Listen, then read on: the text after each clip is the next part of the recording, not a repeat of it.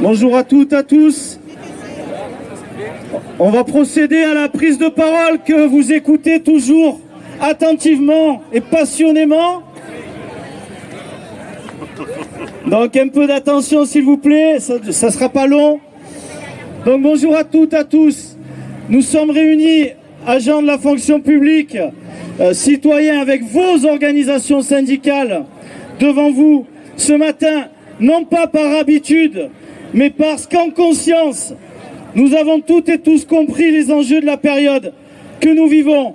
Alors d'abord pour ce matin, il faut qualifier le mot d'ordre de ce jour. Il y a urgence salariale pour les agents de la fonction publique. Ici, personne ne réclame quelque chose qui ne lui est pas dû. Parce qu'en premiers acteurs réels de la fonction publique, donc de la mission de service public, nous comprenons ce qui se joue de nouveau devant nous.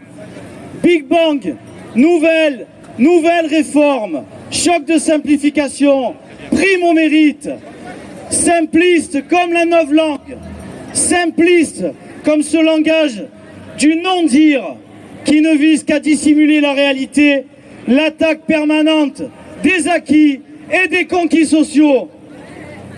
Vous pouvez huer les camarades. La future loi de fonction publique va accroître encore plus les rémunérations versées selon le supposé mérite des uns, des unes et des autres. Carrière, rémunération au mérite, nouvelle facilité pour licencier des agents, mesures d'individualisation. 5 ans après la loi dite de transformation de la fonction publique, le nouveau projet de loi du ministre annonce une nouvelle aggravation des conditions de travail, de vie et des conditions de travail des fonctionnaires. Donc, vous êtes toutes et tous là pour une augmentation de salaire, de traitement, une amélioration de vos conditions de travail, des embauches sous statut et la reconnaissance au niveau de ce que vous représentez, une des forces motrices les plus nombreuses de la République. À cette heure, le pouvoir exécutif entend faire de 2024 une nouvelle année sans augmentation générale. Une nouvelle année sans augmentation générale dans les 3 versions de la fonction publique. Cela paraît évident que c'est une nouvelle smicardisation de la fonction publique. Tout ce dispositif est pernicieux. Pernicieux car une minorité sera récompensée. Quelques explications. La méritocratie est en contradiction avec la culture propre au service public qui repose sur des valeurs d'égalité, de neutralité et d'intérêt général. Faire des primes individuelles un élément majeur de la rémunération conduirait rapidement à l'explosion du statut de la fonction publique. Et le mérite qu'il y a, au sens du gouvernement, c'est la fin des vraies augmentations de salaire, c'est la casse du statut des fonctionnaires, c'est la perte du sens au travail. Cela vous oblige toutes et tous à vous focaliser sur les objectifs, au risque de nous éloigner de nos valeurs et de notre professionnalisme.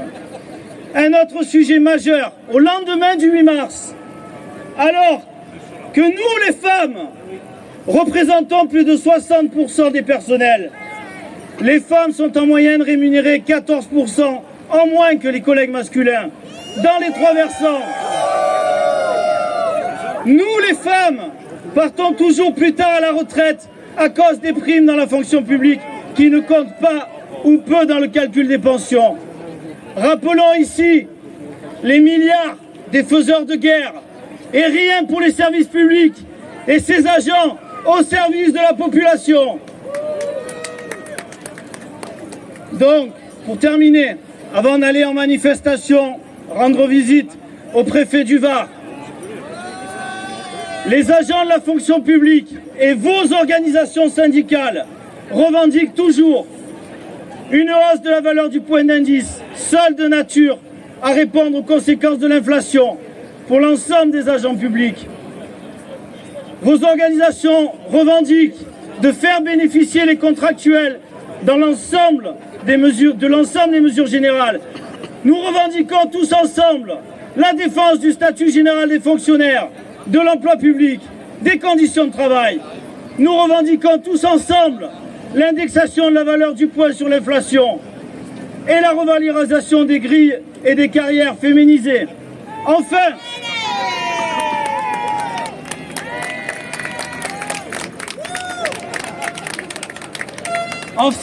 un dernier propos.